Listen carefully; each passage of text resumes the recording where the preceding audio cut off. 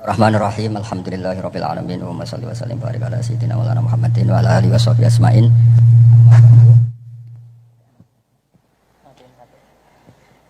Alhamdulillah di ngaji bareng juga nggak ngerti polanya juga. Ya, yang terhormat nih wonten Bapak Rektor, wonten Mas Zainul Masdi, wonten Ketua Badan Wakaf Mas Warsono Muhammad dan saya hormati. Ini katanya untuk bahagia. Jadi saking pentingnya untuk bahagia itu sampai Allah itu kadang ngendikan hal yang nggak penting, tapi menjadi penting karena untuk bahagia. Jadi kalau Allah tanya Nabi Musa ketika ketemu dipanggil itu, wa ma tilka biyaminika ya Musa, yang kamu bawa itu apa? Padahal ketika dipanggil itu kagetnya bukan main. Misalnya pegawai UI dipanggil rektor itu kagetnya bukan main. Bawaannya rektor itu mesti nyalahkan. Mesti pikirannya orang itu mesti ketua badan wakaf ya sama. Mesti mau negur atau apalah. Nah, bawaan orang dipanggil atasan itu grogi, maka Allah ngendikan yang rileks. Kamu bawa apa? Gitu. Yang kamu pegang tangan kanan kamu itu apa? Masa Allah tanya sekedar gitu kan karuan. Wong kita manusia aja tahu yang dibawa Musa itu apa tong? Kok Allah malah tanya? Banyak analis, banyak mufassir, banyak ahli hakikat yang berpendapat Allah itu menghilangkan groginya Nabi Musa. Sehingga tanya yang ringan. Jadi saya mohon ini pimpinan di sini juga kalau tanya anak buah yang ringan-ringan. Wes sarapan. Oh. Jadi kalau soal disiplin itu bukan sunnatullah, saya jamin itu. Apalagi tanya saya, kenapa Gus terlambat? Mulai saya, pulang saya. Tuhan yang Tuhan saja sebaik itu kok, rektor sama badan wakaf kok sekeras itu gitu. Jadi ini bukan gojlok supaya jadi orang yang dekat Allah gitu.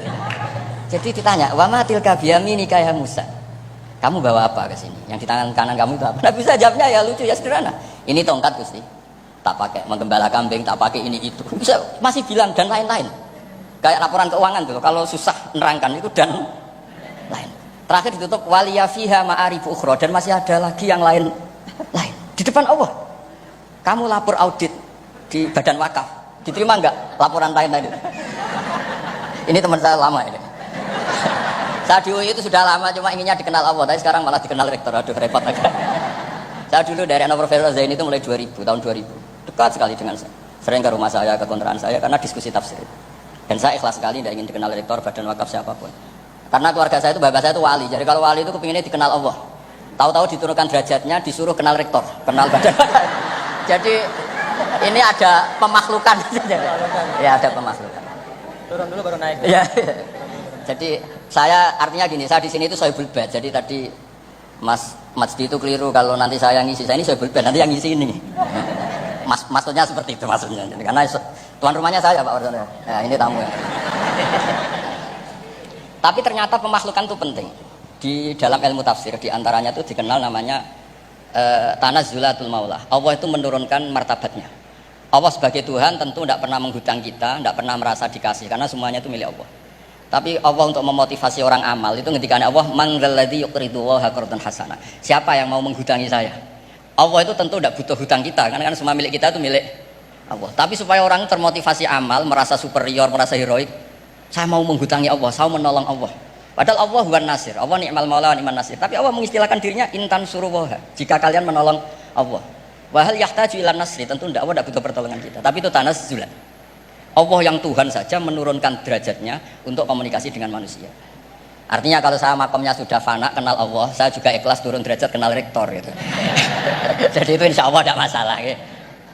Ben sampean pernah dengar ilmu hakikat memang gitu. Jadi saya ini memang sudah sering cerita ke Pak Fajar, Pak Sadeli, Pak Junaid. Saya ini sudah daftar ingin jadi resi lah. Saya sudah nggak pernah keluar, saya di rumah ngaji. Tapi ngaji kalau ngaji terus ya. Saya belum pernah nggak ngaji. Satu hari minimal ngaji 4 kali. Ngaji fikih yang saya sering itu fikih karena bahasa emang ahli usul fikih. Dulu pertama Profesor Zaini melibatkan saya ini cerita ke Mas Majdi itu gara-gara beliau itu profesornya itu sastra, adab, di Al-Azhar itu adab. Iya, Zaini. Orang tua rektor. Iya.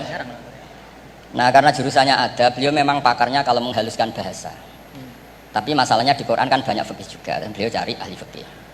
Singkat cerita, entah gimana ceritanya Allah yang mempertemukan ketemu saya. Nah, kenapa kita butuh fikih tidak sekedar kesusastraan atau ilmu adab? Karena ada tafsir atau fikih dalam Quran yang mau tidak mau harus difikihkan. Misalnya begini, wa antasma'u bainal ukhtain, kamu tidak boleh menikahi sekaligus mbak dan adiknya atau adiknya dan mbaknya.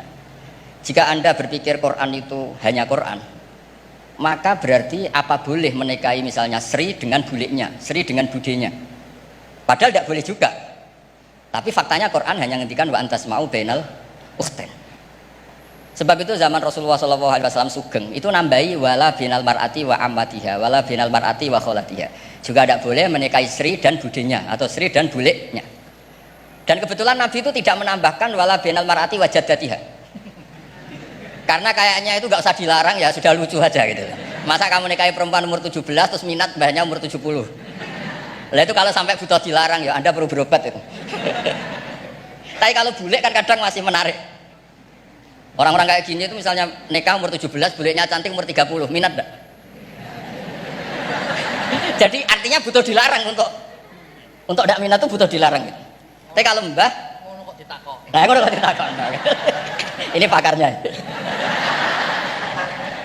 Ini tetangga saya orang Bojonegoro, dulu benderanya Profesor Jenny juga.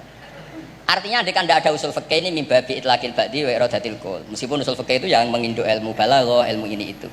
Jadi Allah menyebut benal ukhtain artinya diganti benal mahromain.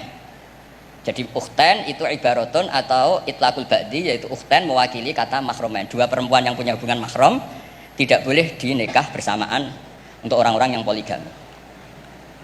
Ini penting supaya semua tafsir juga gitu, lafat-lafat yang ada mahdzufnya. Itu kita jaga, baik itu secara keilmuan maupun secara fikih. Keilmuan misalnya begini. Orang yang dilaknati Allah, mala'anahu wa ghadiba alaihi. Di antaranya diteruskan wa ja'ala minhumul qiradata wal khanazira wa abadat tauhid. Lalu misalnya secara penelitian tidak pernah ada makhluk manusia yang dulu jadi kera.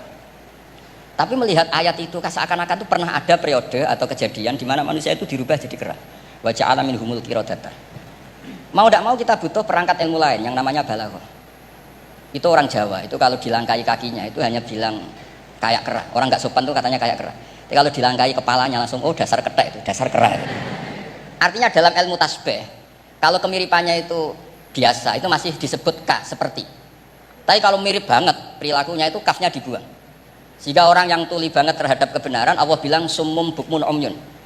Orang kafir itu summun, tuli misalnya. Bukmun ada bisu. Padahal faktanya mereka bisa mendengar, bisa ngomong, bisa bicara. Tapi saking tidak pernahnya mau mendengar kebenaran, di redaksinya sumun, bukan kasumi tapi sumun. Begitu juga di bab madah memuji. Kalau orang agak ganteng, mungkin saya kalau muji Mas Masdi hanya kalkomar, muji Pak Rektor paling ya kalkomar. Tapi kalau muji Nabi langsung komarun, anta samsun, anta bedrun, karena gantengnya kelewat, sehingga kaf tasbih sepertinya itu dibuang. Nah, andai kan tidak ada fakta manusia itu pernah dirubah jadi kera di era itu, andai kan itu nggak ada, kita sendiri juga nggak tahu. Kita masih bisa menganalisis dengan teori balaghah tadi. Wa ja'ala minhumul qiradata kal qiradah. Mereka atau misal qiradah, mereka dijadikan Allah laksana kera, tidak berakhlak, tidak beretika, tidak bermoral. Ini pentingnya ilmu balaghah sehingga kita tidak perlu mengharuskan orang berkeyakinan dulu itu pernah ada orang manusia dirubah jadi apa? Kera. Nah, misalnya ada yang berkeyakinan atau berpendapat memang itu pernah nyata. Itu ngendikannya Rasulullah kemudian itu dihilangkan. Hanya hidup 3 hari kemudian hilang sehingga enggak punya turunan. Jadi pilihan-pilihan dalam tafsir itu satu tentu riwayat, dua itu analisis balaghah. Nah, analisis fikih itu tidak kalah penting karena konstruksi Quran itu ada fikih yang sudah mapan. Seorang lagi ada fikih yang sudah apa? Mapan. Ketika Nabi Lut itu menyesali kaumnya itu lesbi dan gay, kelainan seksual. Itu Nabi Lut ngendikan haula ibanati hunna adharulakum. Kalau kamu ingin menyalurkan kebutuhan biologis Anda, ini ada anak-anak putri kami, hunna adharulakum. Itu lebih suci bagi kalian. Tentu fikih itu sudah mapan, maknanya dinikahi dulu dengan proses nikah yang sah. Nah, barokahnya fikih yang mapan ini Allah tidak cerita tafasilul umur, tidak cerita detail-detailnya. Sehingga salah sekali kalau kita sering bilang kita hanya kembali ke Quran. Itu tidak bisa karena Quran juga tidak berdiri sendiri dengan makna yang sebenarnya karena turun itu ada asbabun nuzul. Ini yang terakhir supaya ngasih pekerjaan kan jauh-jauh dari NTB. Ya akan bisa dimanfaatkan secara baik dan benar. Saya ini bulbad. Nah, enggak, ini bukan guyon tapi memang betul harus begitu memang.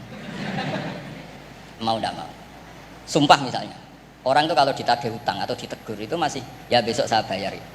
Ditagih lagi kayak enggak percaya, wallahi besok saya bayar. Jadi kata wallahi itu mesti menunjukkan emosi, tersinggung, sumpah. Sehingga suatu saat ada seorang khotib ini ngendikan, fa rabbis samaa'i wal ardi innahu la haqqum mislama annakum tantikun. Demi Tuhannya langit dan bumi. Itu si Bedui, ada orang Arabi, orang desa. Langsung menyelasi Pak Khotib tadi. Pak Khotib, mangdal ladzi aghdabal jalil hatta alja'ahu ilal yamin. Siapa yang bikin murka Allah sehingga Allah terpaksa sumpah. Semenjak itu jadi ilmu. Kalau Allah memulai redaksi dengan sumpah, dengan qasam, pasti Allah tersinggung. Jika lafat-lafat yang dimulai wan nazi'atil gharqa atau dimulai wasamsi wa duhaha, mesti terusannya itu Allah agak marah. Karena di mana-mana orang sumpah itu menjelaskan sama yang agak tidak percaya. Itu dzauqul arabi, itu ad-dzauqus salim. Nah, begitu seterusnya. Kemudian masalah wasfiyah ismiyah. Saya dulu sering debat sama Profesor Zaini. Kan misalnya kiai-kiai di Jawa, umumnya kalau maknani min alakin itu segumpal darah. Lalu orang-orang yang nekuni embriologi itu tidak pernah ada segumpal darah. Kalau segumpal darah malah jadi kluron ya. Macam-macam. Katanya Quran itu mesti benar, ini ada segumpal darah. Kata saya segumpal darah itu bahasa Indonesia, Quran itu bahasa Arab, tidak akan ada itu di Quran kata saya. Tapi ada yang bilang segumpal darah ya, tetap aja itu enggak Quran. Yang Qurannya min alakin, segumpal darah itu bahasa Indonesia, Quran tidak ada yang bahasa Indonesia kata saya. Nah, tapi itu bisa dianalisis pakai balaghah atau pakai teori madatul kalimah. Min alakin itu dari kata aliko ya'liko alakon, sesuatu yang menempel. Jadi kalau di proses embriologi, misalnya ada apa yang menempel dalam ilmu itu, yaitu yang jadi rahim, jadi anak. Atau pakai ilmu balaghah, min alakin tetap maknanya segumpal darah, tapi maknanya itu tangkis atau tahkir. Manusia itu sombong.